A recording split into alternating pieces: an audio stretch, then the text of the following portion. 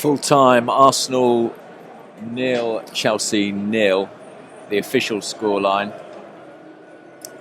Although you'd have to say that if you had to put a score between the two managers on the day, I think Jose Mourinho will walk away from this feeling like a winner. He got exactly what he wanted. He came here to get a point, and he got it. And that's the thing about Chelsea. As soon as their starting 11 came out and there was no obvious centre forward in the side for them, you knew they had a very clear strategy. And when they've got a plan, they are very, very good at putting that into action. And it's incredibly hard to break down a team as efficient as that and as effective as that.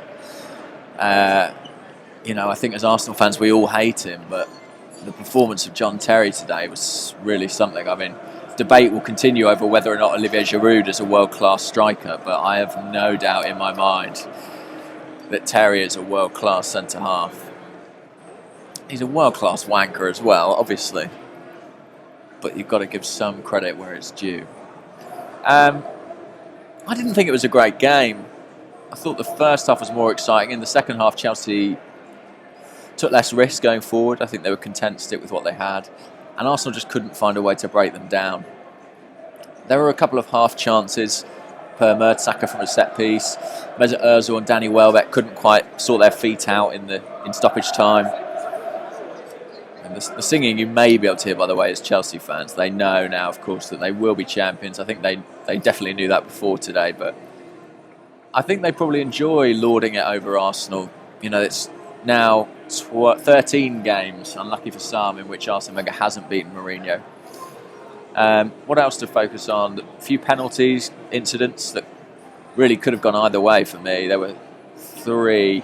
Ospina taking out Oscar. Rare to see those given. Goalkeepers, if a shot gets away from the striker, very rare to see a goalkeeper punished.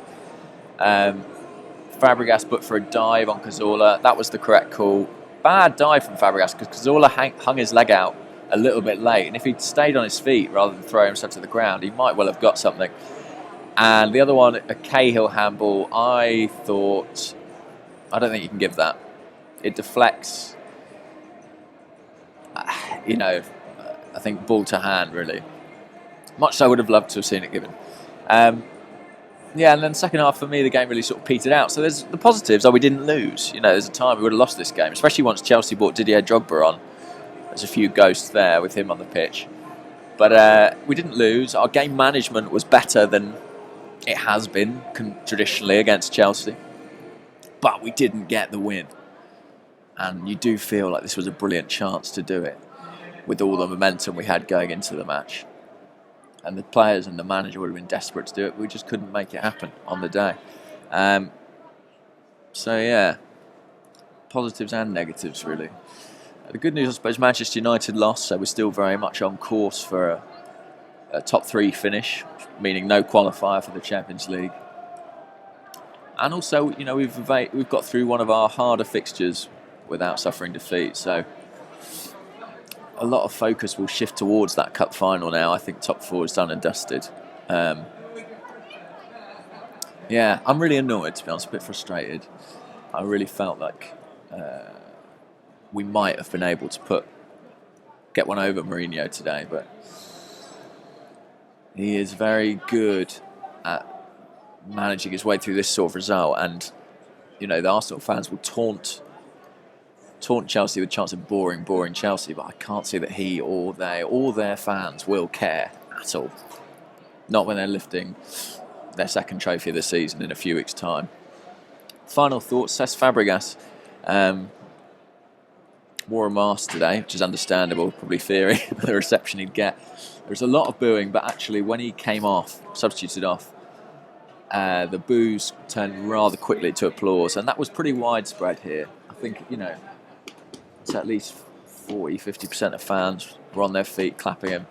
And I sort of think that's the way it should be. Boo him during the match. He doesn't need our support, that's for sure. But if you want to show your respect for an ex-player, that's the appropriate point to do it. Anyhow, frustrating game, frustrating result, without being a bad result. Bit of a strange one. Let's call this a day.